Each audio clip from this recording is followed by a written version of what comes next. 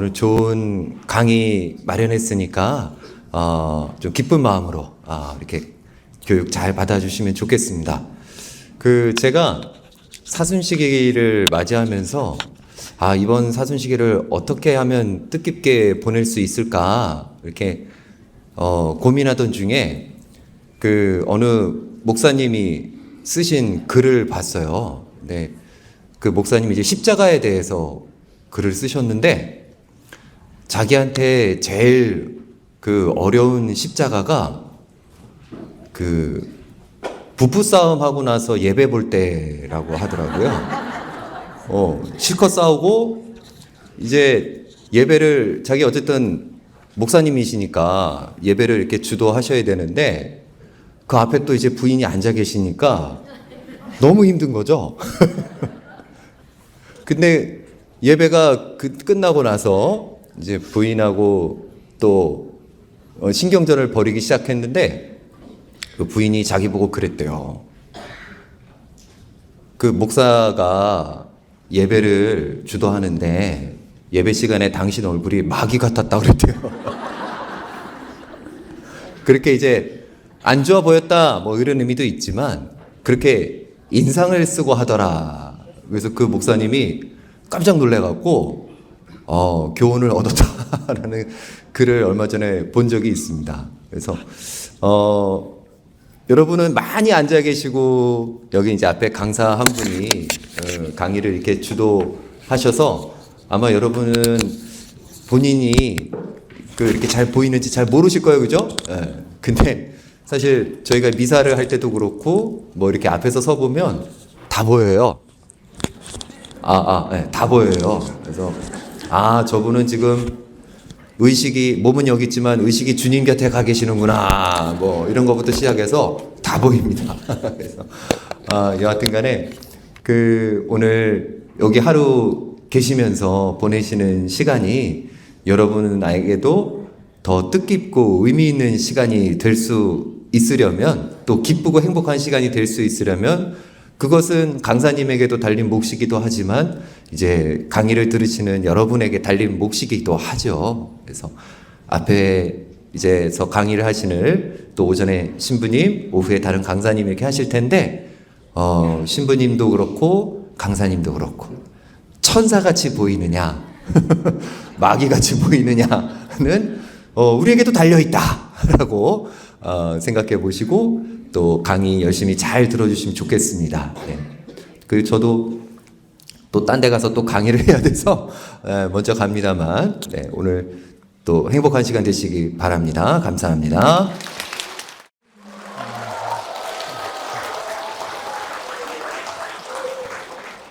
시작 기도로 최양업 토마스 신부님 시복시성 기도문으로 시작하겠습니다. 성부와 성자와 성령의 이름으로 함께 하겠습니다. 지극히 좋으신 하느님, 토마스 신부를 박해로 고통받는 교회에 든든한 목자로 세워주셨음에 감사드리나이다. 모든 교우들이 오로지 하느님 자비에 희망을 두고 박해를 피해 산골 깊이 숨어 신앙을 지켜야 했던 시대에 최양업 토마스 신부는 주님을 닮은 착한 목자로 목숨이 닿을 때까지 쉼없이 양들을 찾아 복음을 전하고 주님께서 이루신 구원의 은총을 전했나이다. 하느님 아버지, 간절히 청하오니 가경자 최양업 토마스 신부에게 시복시성의 은혜를 허락하시어 그에게 주셨던 굳건한 믿음과 온전한 헌신의 정신을 본받아 오늘 저희도 한 마음으로 복음을 살고 전하는 일꾼이 되게 하소서. 저희는 가경자 최양업 신부의 시복시성의 은총을 빌며 전구에 힘입어 기도드리오니 들어주소서. 우리 주 그리스도를 통하여 비나이다. 아멘. 성부와 성자와 성령의 이름으로. 네, 아까 소개받은 소양로 성당 그리고 강원교회 사연구소에서 사역하고 있는 신정호 신부입니다. 앞에 있는 사진 보이세요? 어딘지 아시겠어요? 가본 적 있으시죠? 예, 여기 베론 성지에 있는 최영업 토마스 신부님의 묘소입니다. 이 앞에 있는 거 보면은 사제 토마 최정구 지묘, 예, 사제 토마스 최정구의 묘라는 뜻인데요. 최정구가 신부님의 아명이에요. 근데 정구라고 써 있기는 하지만 지금 연구자들은 이름이 최구정일 것이다 라고 이야기를 합니다. 왜냐하면 신부님의 형제들이 다 정자 돌림이거든요. 정으로 끝나는데 아마 후손이 이름을 잘못 말해서 정구로 쓰여진 것 같다 이렇게 이야기는 해요. 여기 몇 년 전에 제가 저희 예비 신자들이랑 함께 가서 여기에서 사진을 찍었습니다. 여러분도 이런 사진들 있으시죠? 가보신 분들 여기서 다 사진 찍으셨을 거예요. 근데 여기 신부님이 최영업 신부님이 묻히신 지가 160년 정도 됐습니다. 그러면 160년 전에 묻혔다고 하는데 정말로 최영업 신부님이 여기에 계실까? 라는 생각 안 해보셨어요? 정말로 묻혀 계실까? 혹시 딴 데 계시는 거 아닐까? 예, 그런 생각할 수 있죠. 예, 신부님이 시복시성이 되셔야 되는데 여기에 정말로 진짜인지 아닌지에 대한 고민이 있을 수 있어요.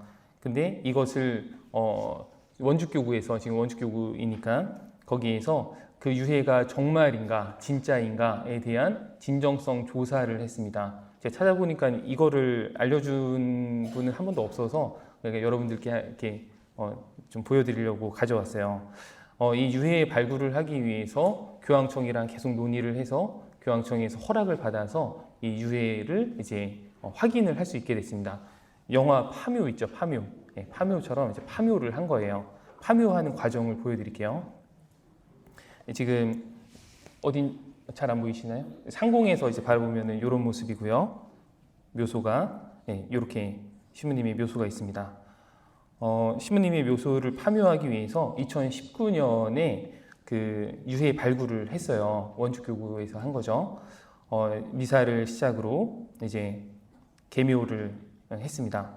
이때 여기에 계셨던 신부님이 쓰신 글을 보니까 제발 최영업 신부님 거기에 계셔주세요 라고 이렇게 기도하셨다고 이야기하시더라고요. 자, 여기 봉분 이끼를 제거하고 이제 뒤편부터 제거를 작업을 하는 거죠. 관터가 이제 9시 30분경에 나왔습니다. 다행히 이제 관터는 있는 거예요. 그래서 근데 누구인지가 중요하죠. 여기가 이제 노출이 되고 봉분을 걷어내고서는 파묘가 시작이 됐습니다. 하다 보니까는 발굴 작업 도중에 회충이 드러났어요. 이렇게 모신 다음에 위에다가 회를 발라요. 회를 왜 하는지 아세요? 나무 뿌리가 거기에 들어가지 않고 또 그거 뭐죠? 벌레들 끼지 말라고 이제 하는데 회충이 드러났습니다. 그래서 이 회를 제거하고요. 제거하고 나니까는 그 위에 횡대가 나타났습니다. 맨 아래 관이 들어가고 그 위에 나무로 횡대를 놔요. 그 횡대가 이제 나타났어요.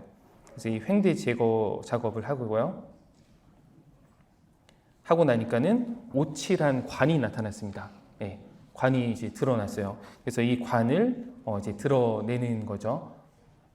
네, 오칠관이 나타났습니다. 그래서 관 덮개를 이제 탈관을 했어요. 관을 열면은 그 안에 무엇이 있을 것인가. 이제 관을 딱 열었는데 여니까 거기 신부님이 신지 아니신지에 대한 고민이 있잖아요. 네, 걱정이 있었는데 문을 딱 관을 뚜껑을 열어보니 거기에 이렇게 써 있는 거예요. 학생 경주 최공지구. 네, 이렇게 써 있는 겁니다.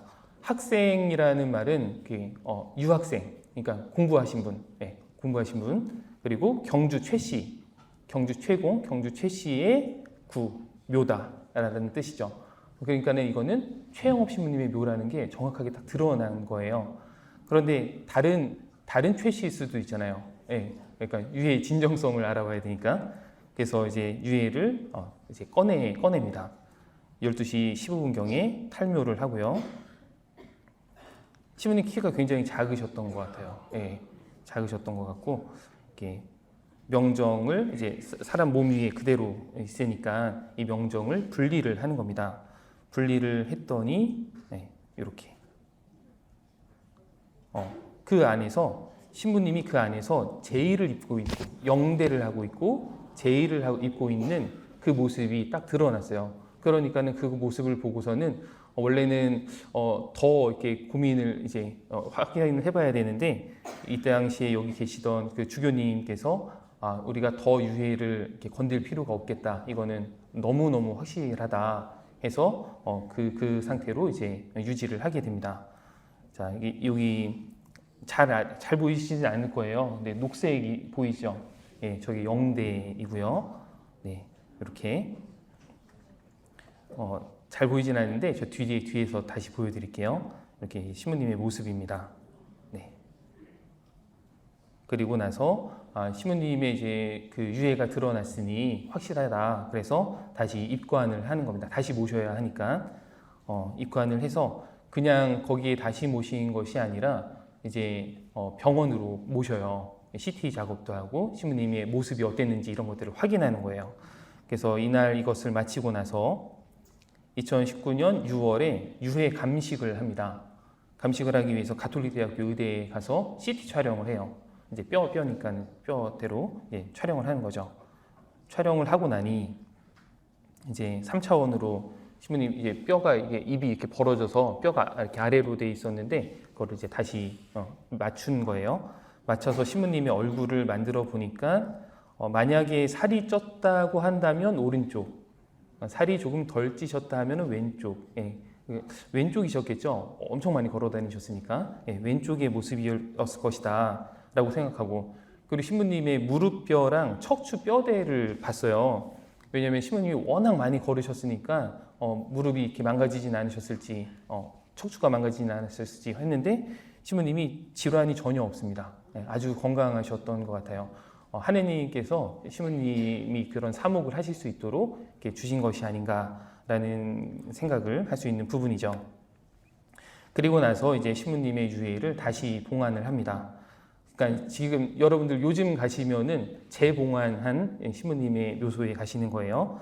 하관 전에 기도를 하고 하관을 안치합니다. 그리고 나서 그 위에다가 다시 오석 기록판을 이렇게 안치를 해요.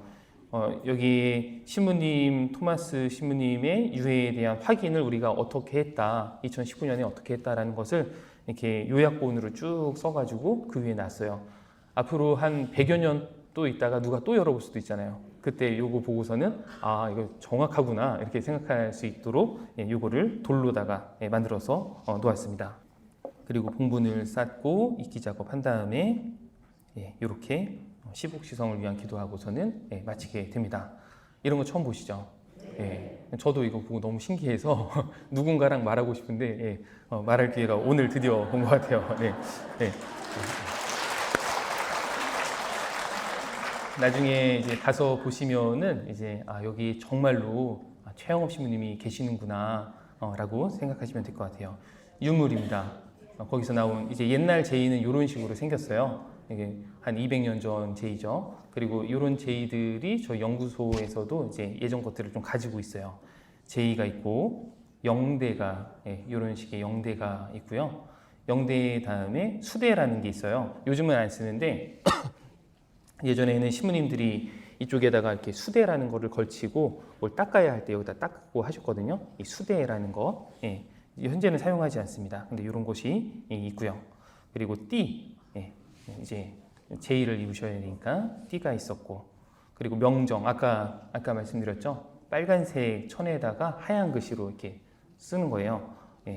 학생 경주 최공 지구 이렇게 해서 신부님이라는 것을 확실하게 드러내는 거죠. 그리고 묵주입니다. 제가 이걸 보고서는 생각했어요. 묵주는 나무를 넣으면 안 되겠다. 쇠로 된 걸 넣어야 되겠다. 나중에 죽으면. 그래서 이제 뭐 같은 묵주가 났고요. 그래서 나중에 이제 여기 가시면은 이렇게 신부님의 묘를 보실 수가 있습니다. 자, 신부님의 묘가 있어요.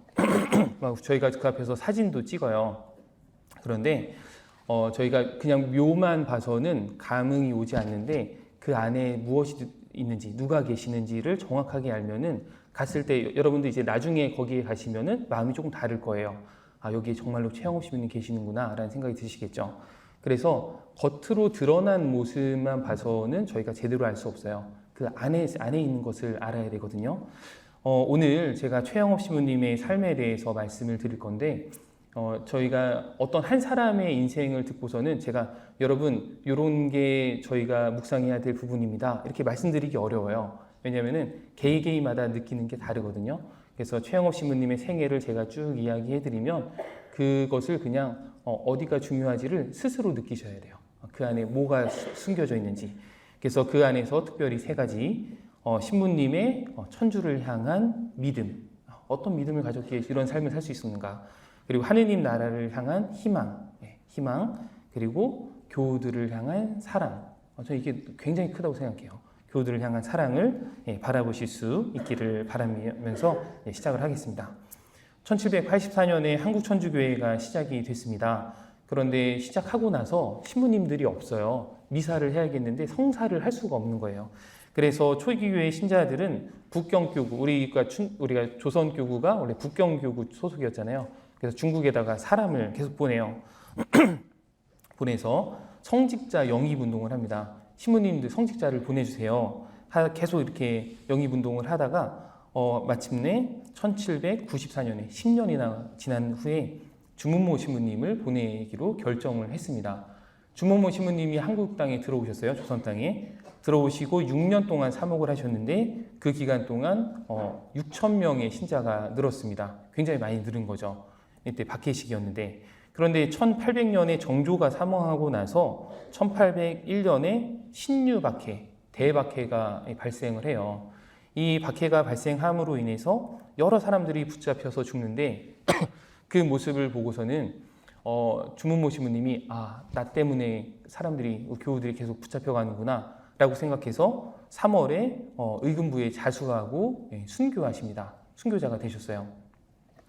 근데 신부님이 순교하신 게 우리 조선교회에 굉장히 큰 타격이었어요. 왜냐하면은 신부님 순교하신 동안 이후에 무려 33년 동안 목자가 없었습니다. 신부님이 없었어요. 굉장히 어려운 시기를 보냈습니다. 그리고 나서 1801년에 큰 박해가 있었는데 15년 이후에 조금 잦아들었거든요. 15년 동안 박해가 있었다고 생각을 해보세요. 굉장히 어려운 시기를 보내고 이 신자분들이 이때 다시 성직자 영입운동을 다시 합니다. 북경 주교에게 선교사를 보내주십시오라고 정하상 바울을 계속 보내요. 굉장히 많이 갔어요. 근데 그런 이야기를 어떻게 전해 들은 프랑스 외방 선교회의 브리게르 신부님이 자원을 해요. 거기 가면은 누구나 죽을 거 알지만 거기 내가 가겠습니다. 내가 가서 먼저 죽겠습니다. 이렇게 편지를 계속 써서 교황청에 이야기를 해서 신부님이 조선교구의 초대 대목구장, 그러니까 주교가 되신 거예요. 주교님으로 임명을 받아요. 그런데 이 주교님이 그 임명을 받은 순간부터 조선 땅에 오기 위해서 계속 걸어오셔요. 그때 딴 게 없잖아요. 걸어와야죠. 거기서 걸어오다 내몽고 지역에서 선종하십니다. 주교님께서, 저희 일대의 주교님은 한국 땅을 밟아보지 못했어요. 거기서 이제 돌아가셨죠. 나중에 우리 조선교회에서 저희가 일제강점기 때 주교님의 그 시신을 다시 모셔와서 지금 용인 성당이 모셔져 있습니다. 여하튼 그런데 주교님은 오시지 못했는데 그때 마카오에서 모방 신부님을 만나요. 신부님을 만나서 나 조선에 갈 거다. 내가 조선의 대목구장이 됐다. 이런 이야기들을 하셨겠죠. 조선이 어떤 상황이다. 근데 그 이야기들은 모방 신부님이 나도 거기에 가고 싶습니다 해서 모방 신부님이 조선에 자원을 하게 돼요. 그래서 이 신부님이 조선 땅에 들어와서 신학생을 선발하는데 신학생을 3명을 선발합니다. 1836년 2월에 최양업 토마스를 첫째로 1번으로 선발을 해요. 두 번째로 3월 말에 최방제 프란치스코 하비에르를 선발합니다. 그리고 7월에 김대건 안드레아 신부님을 마지막으로 선발을 해요. 원래 김대건 신부님은 여기에 포함될 분이 아니었어요. 그런데 모방 신부님이 이러다가 박해가 일어나면은 나중에, 원래는 자격이 안 되니 나중에 보내겠다 했다가 그래도 혹시 박해 나면 큰일 나니까 이번에 보내겠습니다 하고서 보내거든요. 그래서 이 세 분이 마카오로 유학을 떠나게 되죠. 무려 6개월 동안 그 추운 겨울에 압록강을 건넌 다음에 이제 마카오에 도착을 하게 돼요. 굉장히 오랜 시간이 걸렸습니다. 그리고 거기에 도착하고서는 무려 딱 5개월 지나서 최방제 프란시스코 하비에르가 선종하게 돼요. 3명의 신학생 중에서 최방제가 세상을 떠나죠. 근데 최방제 프란치스코 하비에르는 최영업 신부님이랑 굉장히 가까운 관계, 사촌이었습니다. 그러니까 사촌이 아주 젊은 나이 10대 후반의 이 신학생들인데 사촌이 죽었잖아요. 얼마나 상실감이 컸겠어요. 그런 상황에서 최영업 신부님과 김대건 신부님이 그 유학 생활을 하신 거예요. 그런데 유학 생활이 그냥 순탄하지만은 않았고 이 중간에 이제 마카오에서 소요가 발생하거든요. 이때 그래서 필리핀에 가서 피신 생활을 하게 됩니다. 1839년 4월에서 11월인데 그래서 여러분들 지금도 필리핀에 가시면은 김대건 신부님 성지가 있어요. 거기에 가면 김대건 신부님 그 성인상, 서한 막 이런 것들이 막 전시가 되어 있거든요. 그런데 안타깝게도 최영업 신부님은 아직 성인이 아니시잖아요. 그래서 거의 김대건 신부님 관련된 것들만 있는데 그 뒤뜰에 이제 최영업 신부님 상도 놓여져 있습니다. 이런 생활을 하던 중에 최영업 신부님의 가족들이 있잖아요. 부모님께서 순교를 하세요. 이 가족은 아버지가 성인이세요. 최경환 프란시스코 아버지 성인이시고 이성래 마리아 복자이시죠. 그리고 신부님의 형제는 6형제입니다. 6형제 중에 신부님께서 맞이이셨어요. 자, 마카오 유학 기간에 부모님이 순교하신 거예요. 순교하셨을 때 최영업 신부님은 그 사실을 알지는 못했습니다. 뭐 전화가 있는 것도 아니고 뭐 알 수가 없죠. 최영업 신부님의 아버지 최경환 프란시스코 성인은 굉장히 신앙이 깊은 부모님 사이에서 태어나셨고 이제 이성래 마리아랑 혼인을 했어요. 굉장히 신심이 깊었는데 체포될 당시에 아주 인상적이죠. 포졸들이 들이닥치자 그럴 줄 알고 있었던 거예요. 왜 이렇게 늦었어? 근데 기다리고 있었는데 밤이 오니까 조금 쉬었다 가라고 이렇게 이야기하고서는 이들을 극진하게 대접합니다. 먹을 것을 막 차려주고 그리고 포졸들 중에서 누더기 옷을 입은 사람이 있는데 그 사람들한테는 옷을 챙겨주고 이런 일들을 하셨어요. 그리고 나서 이제 끌려가시는 거죠. 끌려가실 때 최경환 그 프란시스코 성인께서 사람들에게 이런 이야기를 해요. 주님의 천사가 황금으로 만든 자를 가지고 우리의 모든 발걸음을 재고 있습니다. 우리 한 걸음 한 걸음을 재고 있습니다. 그러니까 우리 기쁘게 나아가자. 하느님 나라로 갑시다. 이렇게 이야기를 하거든요. 그리고 나서 9월 12일에 순교를 하십니다. 태장 340대, 곤장 110대. 그래서 태장이랑 곤장이랑 뭐가 다르나 찾아보니까 태장은 회초리예요. 회초리로 340대 만들어 생각해보세요. 그것도 죽을 지경인데 곤장 큰 거 있죠. 이렇게 때리는 거. 그걸로 110대. 사람이 죽지 않을 수가 없어요. 이건 그냥 사형인 겁니다. 그렇게 이제 순교를 하셨고 어머니 이성래 마리아 이야기는 많이 들어보시기는 하셨을 거예요. 남편 못지않은 신심을 가지고 있고 남편이 순교를 한 다음에 갇혔어요. 그런데 그때 막내 아들이 아주 어렵고 갓난쟁이였어요. 이 아들을 데리고 거기에 들어갔는데 먹을 것도 없고 아주 열악한 상황이니까 아들이 거의 죽어가는 거예요. 그것을 보고서는 마음이 흔들려서 배교를 합니다.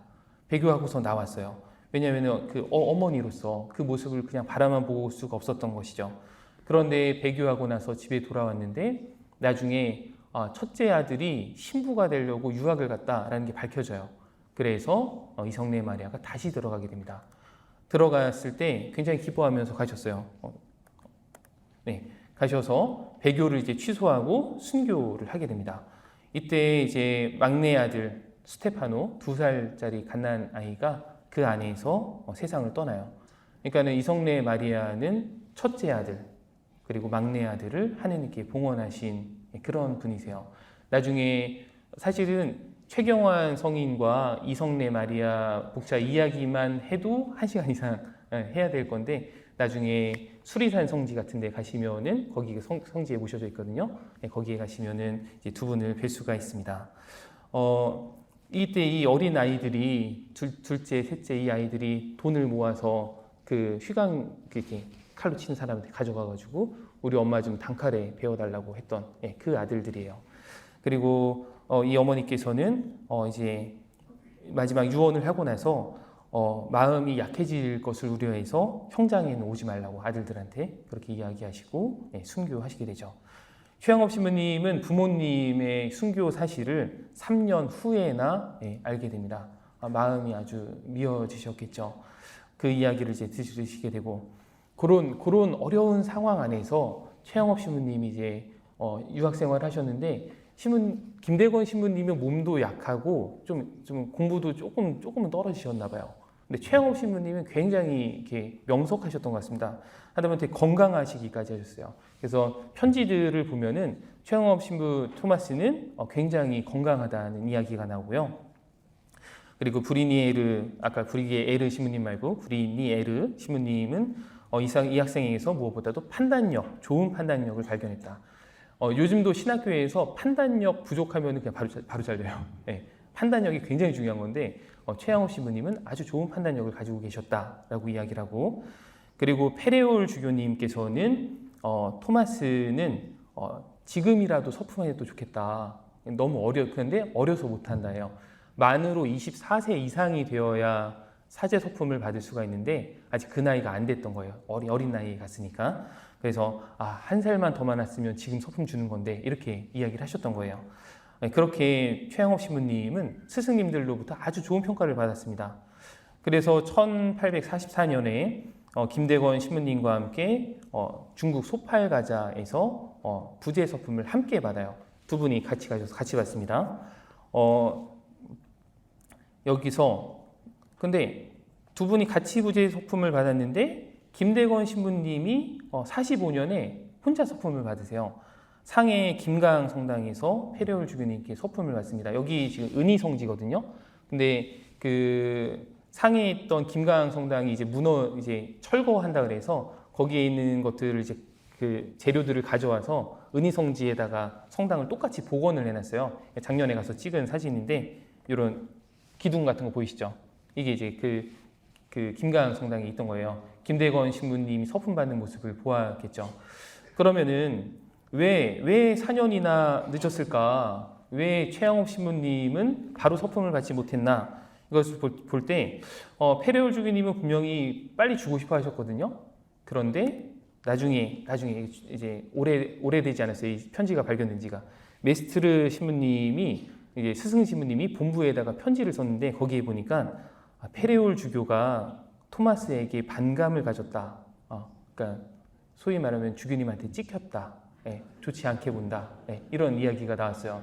그래서 그 이유가 무엇일까? 이유가 있을 거 아니에요. 이유가 이거예요. 정확하지 않습니다. 주교와 얼마 동안 같이 지내는 사람에게는 누구에게나 아주 쉽게 일어나는 일입니다. 주교님에게 이 얘기 하지 마십시오. 기분 나빠할 겁니다.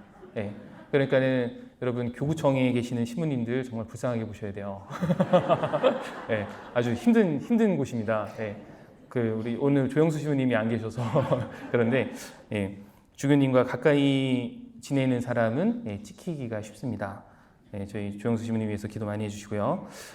주교님께는 이런 얘기 하지 말아주시기 바랍니다. 하여튼 최영업 신부님이 뭔가 안 좋게 보이셔서 서품이 늦어지셨어요. 그렇지만 그래도 49년에 상해에서 그 예수의 주교님께 서품을 받게 됩니다. 어디에서 서품 받았는지가 안 나와요. 편지를 다 봐도 신부님께서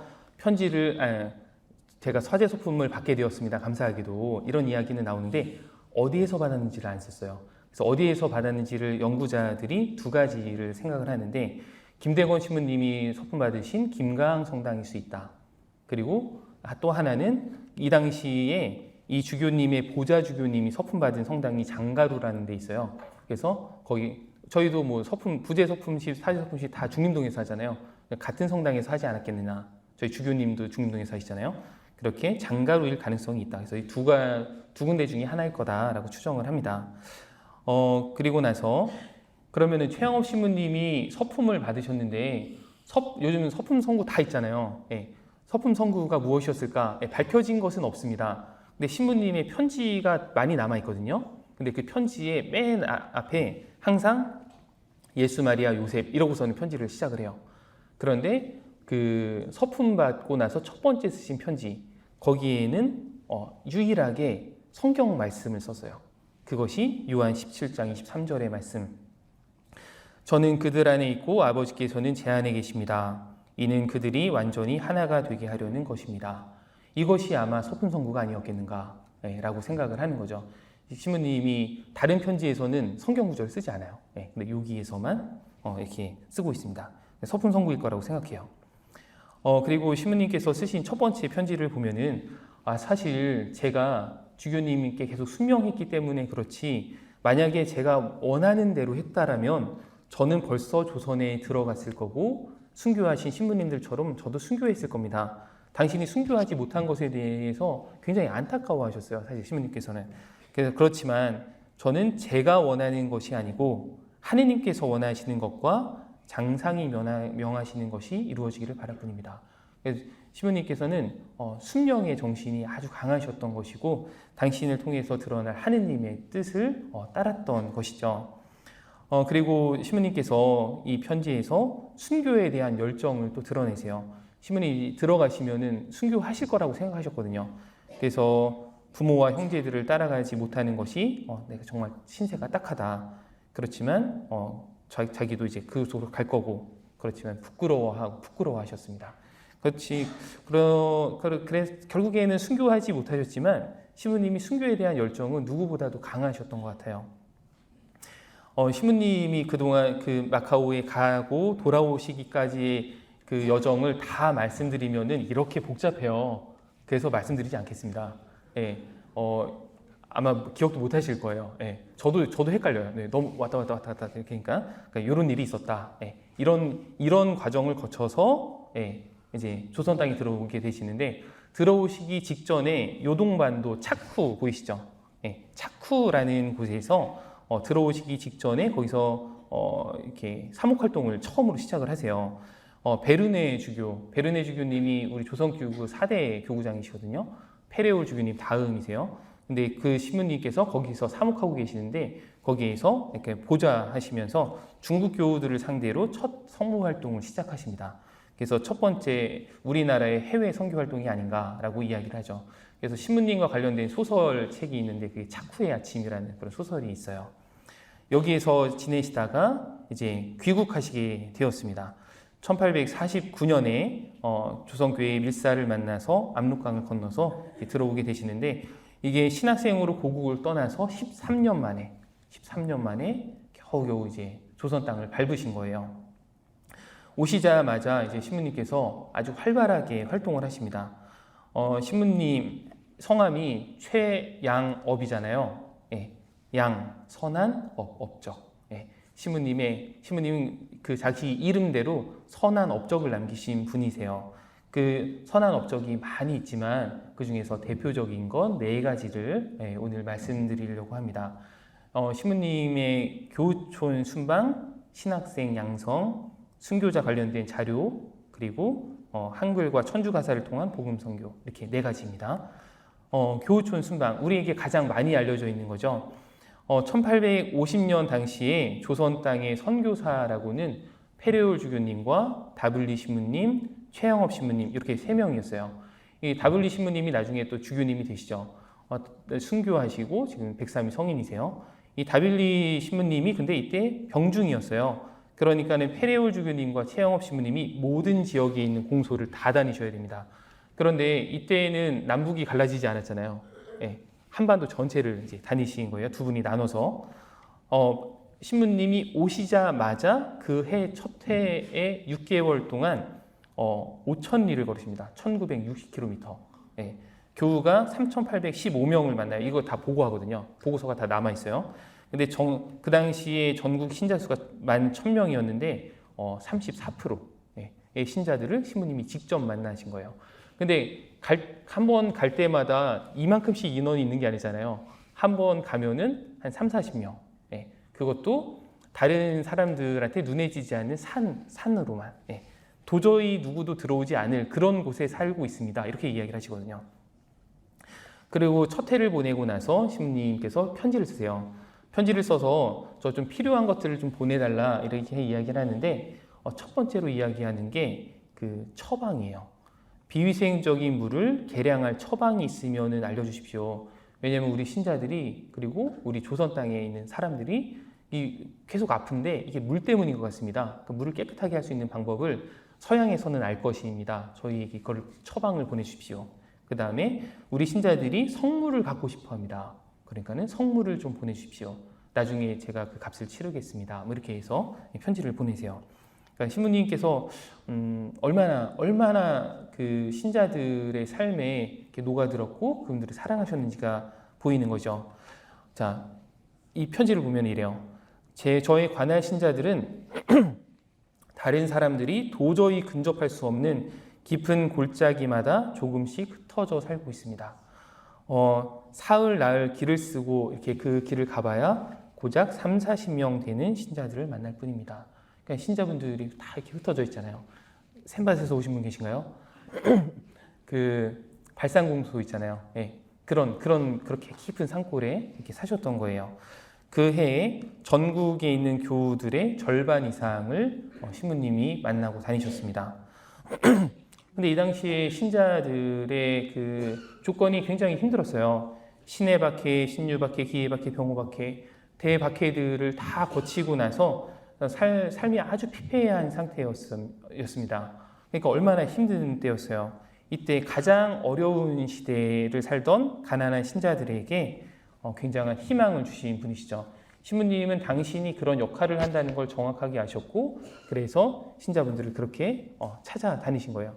하루도 쉬지 않으셨습니다. 하루도 쉬지 않고. 나중에는 이제 사목활동이 길어지면서 여름 한참 더울 때만 쉬셨어요. 근데 그때도 쉬지 않고 사실은 책을 쓰시거나 뭐 번역을 하거나 이런 일들을 하셨고 거의 걸어 다니셨습니다.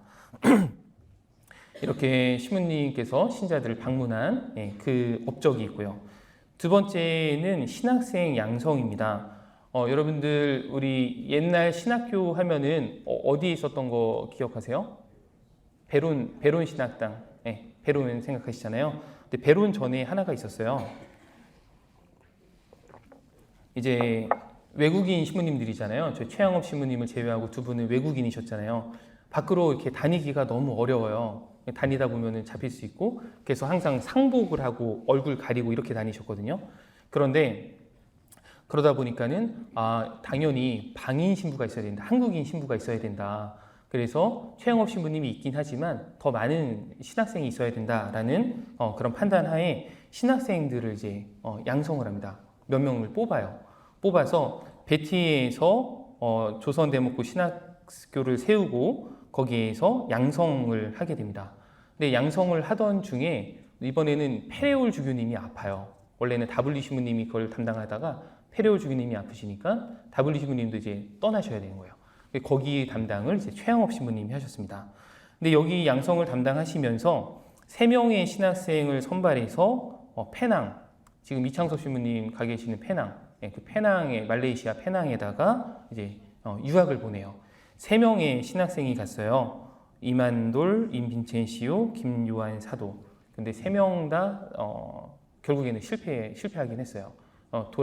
환속하거나 이제 신학교를 나가거나 그랬는데, 근데 신부님께서는 굉장히 이들을 사랑하셨던 것 같습니다. 매년 이렇게 편지를 쓰고 이들을 양성하는데 이제 좀 도움을 달라고 또 요청하고, 신부님께서 이들을 보내면서 요청했던 것이 이들이 겸손을 배울 수 있도록 잘 가르쳐 주십시오. 겸손을 가르쳐 주십시오. 이렇게 표현을 하거든요.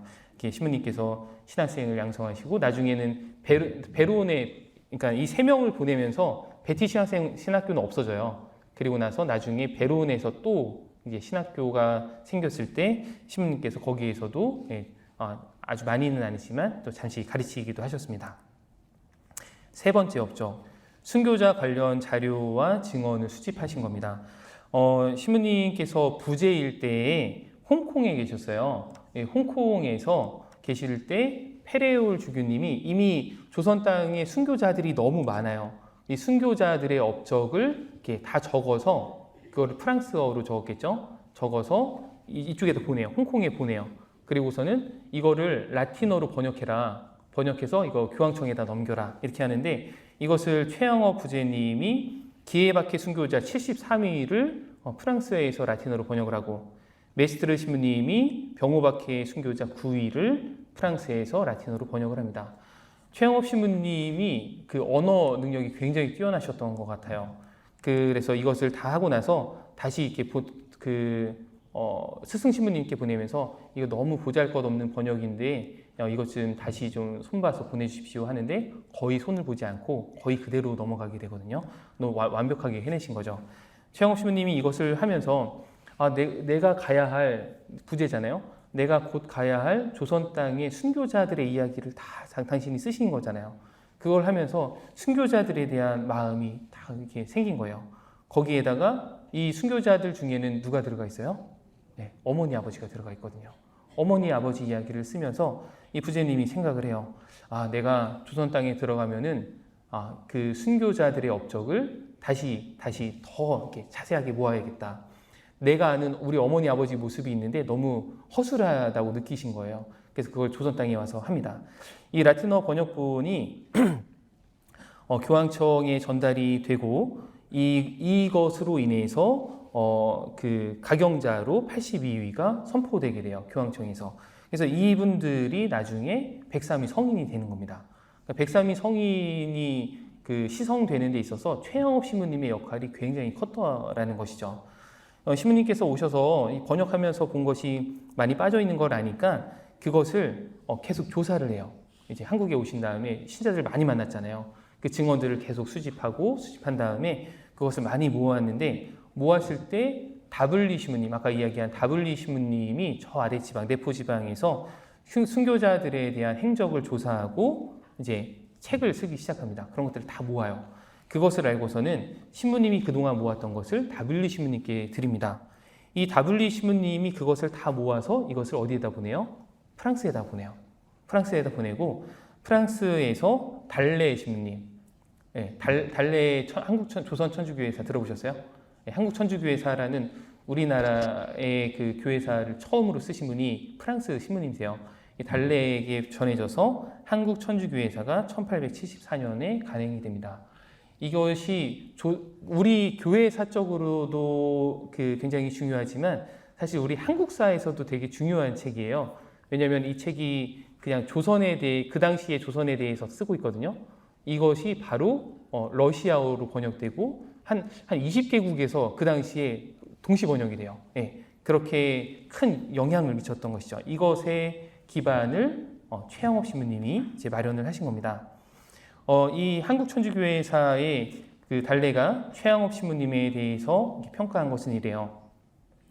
그의 열심, 그의 뛰어난 재능, 그리고 꾸준하고 규칙적인 그의 행동은 그때부터 그가 나중에 얼마나 거룩한 사제가 될 것인지를 보여주는 것이었다.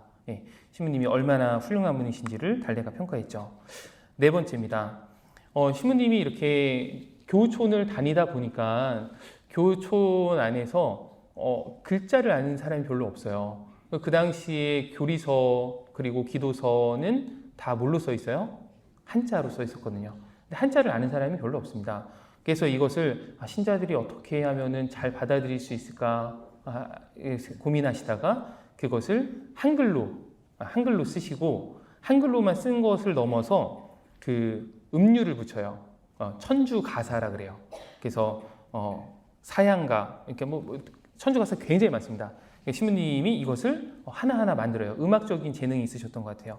그래서 신부님께서 쓰신 편지를 보면은 서양 음악을 여러 가지 음향으로 소리가 잘 나게 연주할 수 있는 견고하게 만들어진 악기를 하나 보내주십시오. 손풍금을 보내달라는 것인데 지금 이거는 이제 손을 하는 거잖아요. 이게 이 당시에 이탈리아에서 만들어진 그 손풍금입니다. 이것을 이제 보내달라고 하고 이것을 받으셨는지는 모르겠어요. 그런데 그런 걸 알고는 계시는 거죠. 그래서 그 음악에 따라서 천주 가사를 만들어서 신자들에게 이제 보급을 하셨습니다. 그래서 음악을 이용한 복음 전교, 또 천주 가사의 차용 및 활용을 하셨다는 것이죠. 그리고 그 당시에 그 교리서, 중국 교리서 제목이 이름이 성교 요리 문답이에요. 성교회의 중요한 교리에 대한 문답이죠. 문답, 예전에 다 문답하셨죠? 예, 문답으로 되어 있잖아요. 이것을 이제 번역을 하셨는데 한국말로 하신 거예요. 그리고 나서 이제 또 기도서가 있어야 되잖아요. 기도를 해야 되니까 그것도 천주 성교 공과라는 것을 한글로 신부님께서 번역을 하셨어요. 이게 얼마나 큰 일이었는가 하면은 이게 저희 교회사 연구소에 지금도 가지고 있는 천주선교 공과고요. 이게 보신 적 있으신가요 혹시? 없으시죠? 네. 이게 1972년까지 무려 110년 동안 한국천주교의 공식 기도서로 사용이 됐습니다. 신부님이 번역하신 거거든요. 최양업 신부님이. 그 신부님의 그 영향으로 인해서 우리 교회가 그것을 이제 기도서로 쓸 수 있었던 거예요. 그리고 네. 이렇게 보시면 되겠습니다. 신부님의 선한 업적 4가지, 교우촌 순방, 신학생 양성, 순교자 관련 자료 증언 수집, 그리고 한글과 천주 가사를 통한 복음 선교, 이렇게 4가지의 큰 업적이 있습니다. 신부님께서는 신자가 1000원만 있어도 백리길을 다니셨다고 해요. 전체 교우촌의 70%, 120곳을 순방을 하셨습니다. 그리고 해마다 경기도, 충청도, 전라도, 경상도, 강원도, 연간 2,800km. 근데 아까 말씀드린 것처럼 그냥 단순한 2,800km가 아니라 산길로 다니신 거예요.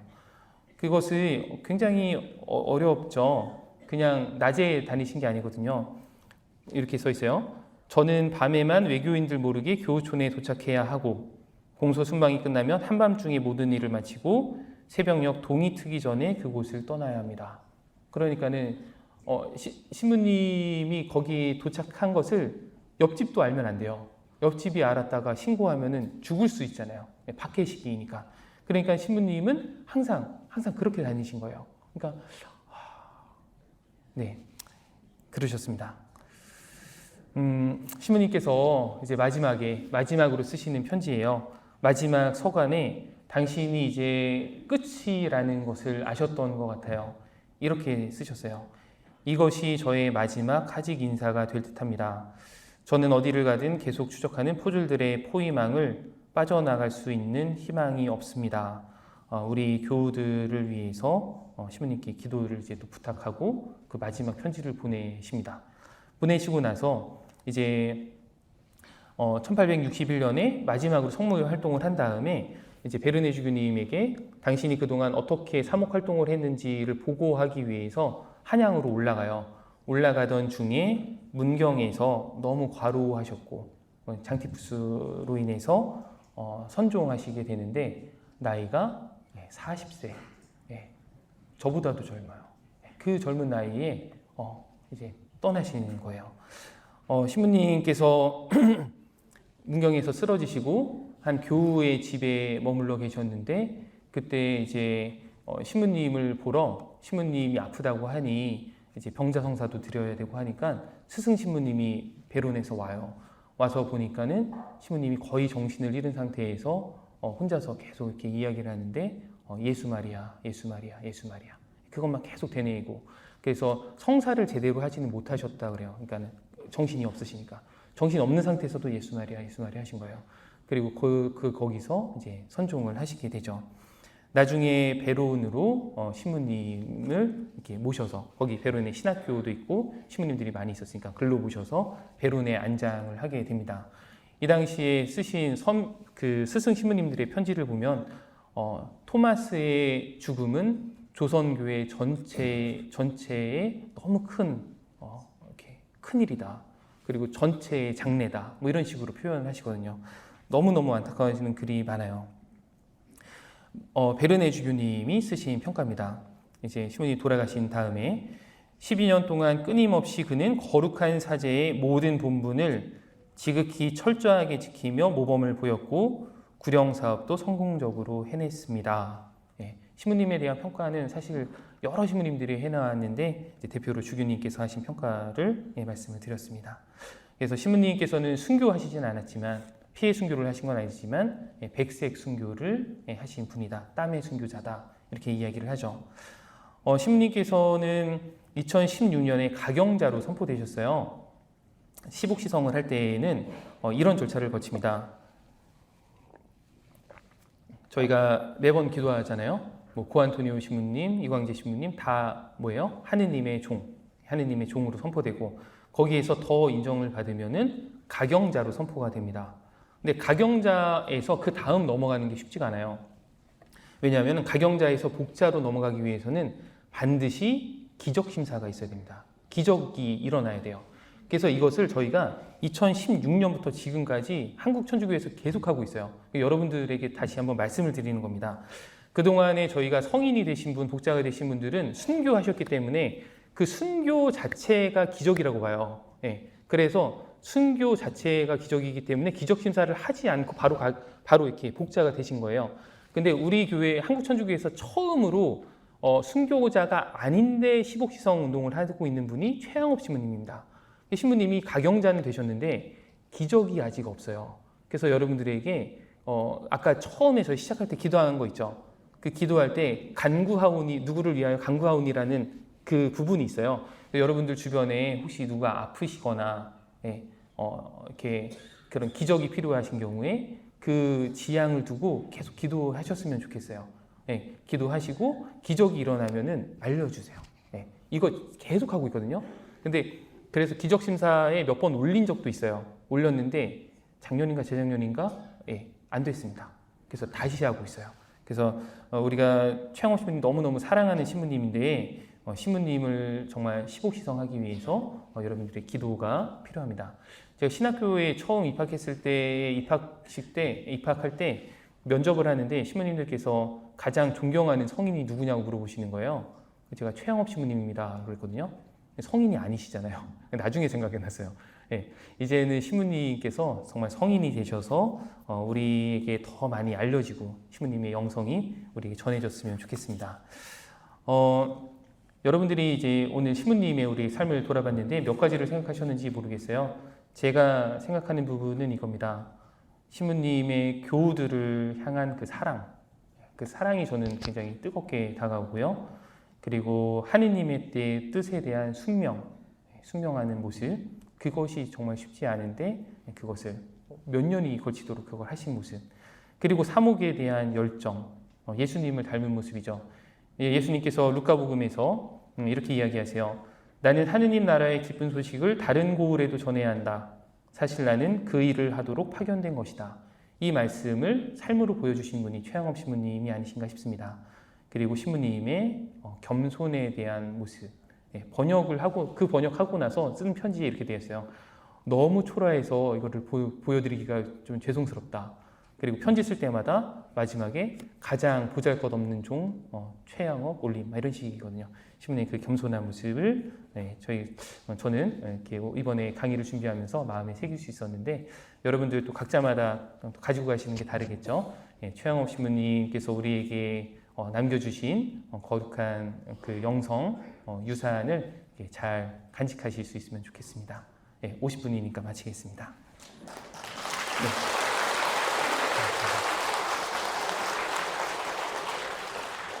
영광 송하겠습니다. 성부와 성자와 성령의 이름으로 아멘. 영광이 성부와 성자와 성령께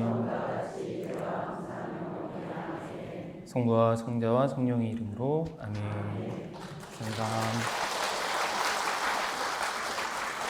네, 최양호 신부님의 생애와 영성 주제로 유익한 강의를 해주신 신부님께 다시 한번 감사합니다.